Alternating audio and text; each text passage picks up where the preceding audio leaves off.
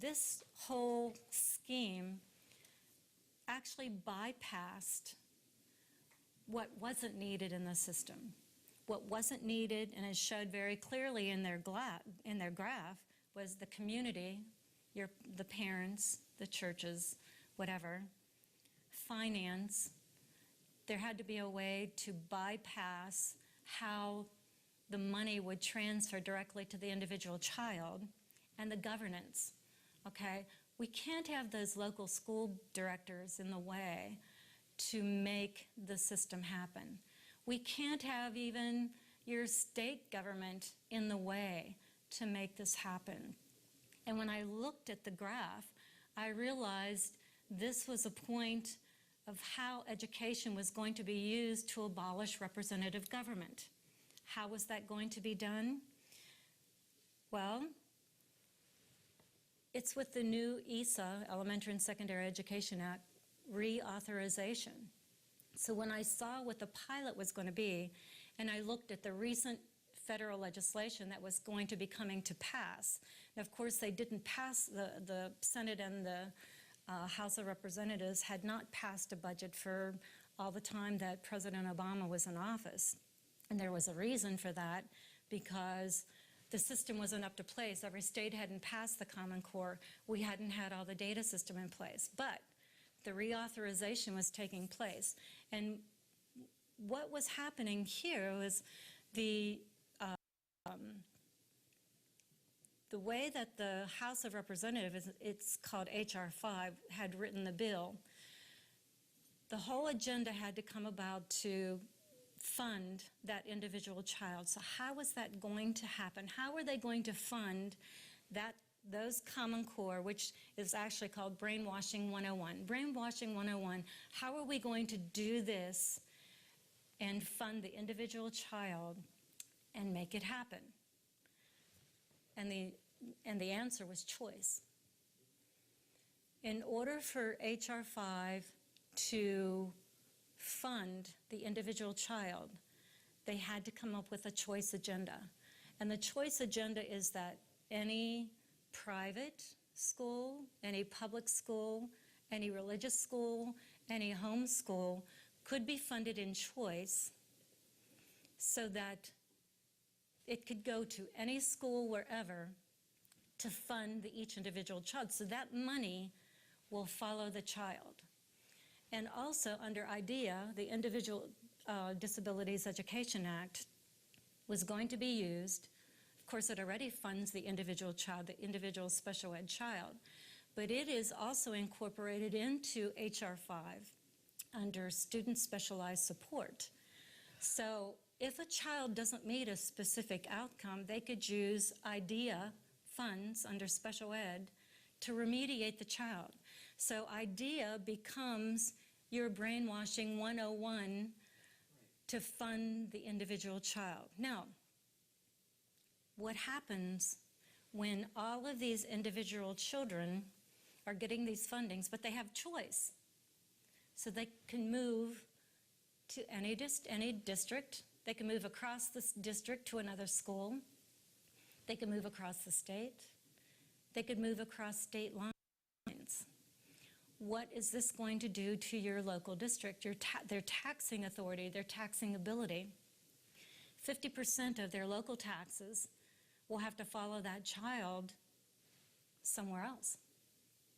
50% will be the federal funds. In several years, this will break the backs of that local district. Your local school board cannot function with all this money being divided up everywhere. So what does this really do to your local district? This is the beginning of the regionalization of your tax money being sent either community-wide, region-wide, or whatever, because you have to have equity in education. Every child has to have equal basis. And of course, there were different states already that had filed suit about the constitutionality of property taxes. And, you know, it's not fair that rich districts have so much money to work with, and these poor districts don't have any. We have to equalize the system.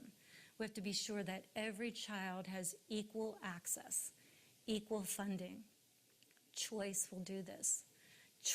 This choice legislation that was actually passed by the Republican House of Representatives will actually break the back of representative government. Now, what is happening on the Senate side? Okay, this was already passed. I couldn't believe it. It was passed in July without even a whimper. No one even discussed it. Oh, we're going to have choice. It's going to follow the child. Isn't this great? So then over in the Senate, Senate Bill 1094 is the Senate version. Interestingly enough, in the Senate version, they did not want to fund the religious schools. Of course, you know, that's the Democrats aren't going to fund the religious schools. That's a Republican agenda. But they also said, yes, they're going to fund the private schools in choice, and they're going to fund the charter schools in choice. They also were going to set up a national school board. You're going to have a national committee, unelected committee, that's going to oversee the choice. They also had the specialized student support. So they also had the idea. So the interesting that this one came out of committee. It has not been voted on. We have heard that they might have to wait a year or so in order to reauthorize because everything is not ready yet. But when you have the merging of these two bills and it goes into conference, you will then have the nationalization of education in the United States and the absolute destruction of representative government. Absolutely. This will destroy your local school board, your local tax base. It will destroy and control. There is no other aspect of what it can mean. Remember that the choice legislation follows the individual child. The Common Core standards follow the individual child.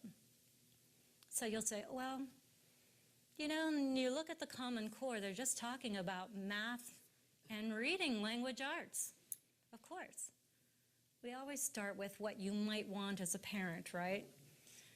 Well, several months ago, the chief state school officers who actually helped write and design the Common Core standard came out with a document saying, well, you can't have Common Core standards and college and career-ready standards without dispositions. You have to have citizenship.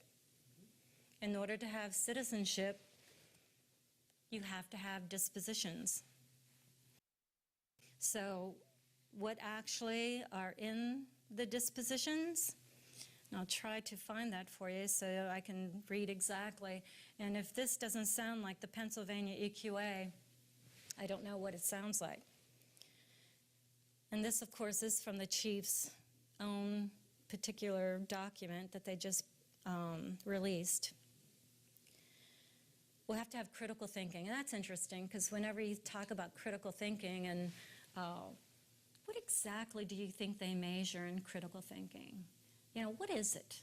How do you define beyond text is what they call it, beyond text. How do you measure beyond text? And it was interesting because when we were fighting outcome-based education, there was a certain aspect of NAEP that was testing higher order thinking skills. And I had one of the parents from Iowa who had called me, who had a proctor from Educational Testing Service that came in because the parents demanded to see the test. So I got this frantic phone call, and they said, Anita, we can't figure out which questions are bad, you know, and they were looking desperately. So I said, well, read me the prompt. And it was a story about the dove and the ant, and the dove was such a free spirit flying over the land, and the ant was such an industrious person. And, you know, the story went on like that. Well, the first question was a comprehension question. That's a text question. You can go back into the story and read it. It said, where did the dove like to fly? And it had specific things, and the child could go back into the story and answer. That's a comprehension question. The next question was, let's see, who would you rather be, the ant or the dove? This is a higher order thinking skill test question. Who would you rather be? So whenever my parent read this off to me. I said, go back to the proctor and ask him how he scores that. Who would you rather be, the ant or the dove? The proctor was totally floored. He became so flustered he couldn't answer the question. He folded up all of his papers and he left, and he probably went directly to call Educational Testing Service. So maybe the test questions aren't as blatant as they are in the EQA, but they've become more scientific. They incorporate the threshold levels within the different test questions within your reading language arts. So they will ask an attitudinal question within that reading section. So be prepared for this, parents. You need to ask to see the test, there's no doubt. Now, going back to dispositions, critical thinking, working collaboratively, metacognition, self-awareness, creativity, time goal management, resilience, adaptability, leadership, ethical behavior, and civic responsibility, social awareness, empathy, self-control. All right, let's take ethical behavior and civic responsibility. I had developed, back when we were fighting the Pennsylvania EQA, the 5 magic questions. This is perfect for any parent to use whenever you're fighting the Common Core standards once they get to the dispositions. Here they are. Number 1, how do you measure that standard?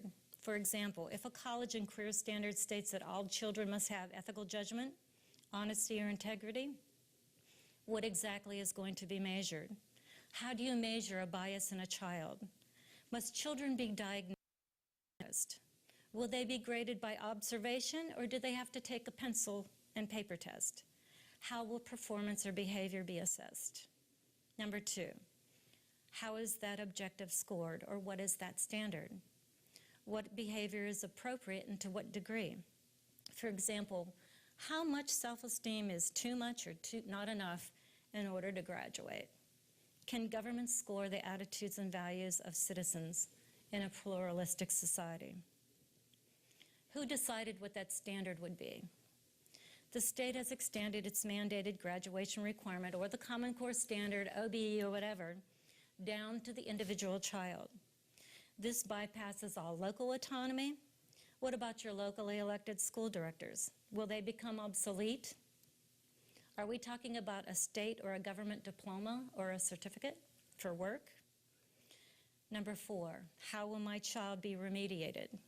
What are you going to do to my children to change them from here to there in their attitudes, values, and dispositions in order to graduate?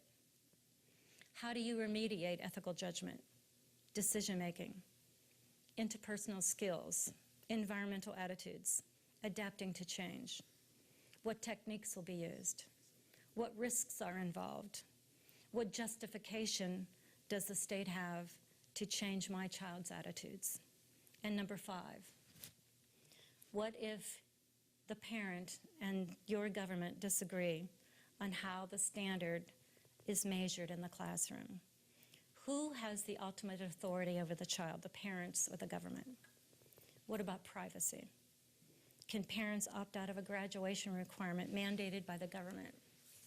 So let's talk about that privacy, and this will be my last aspect of what I want to tell the country.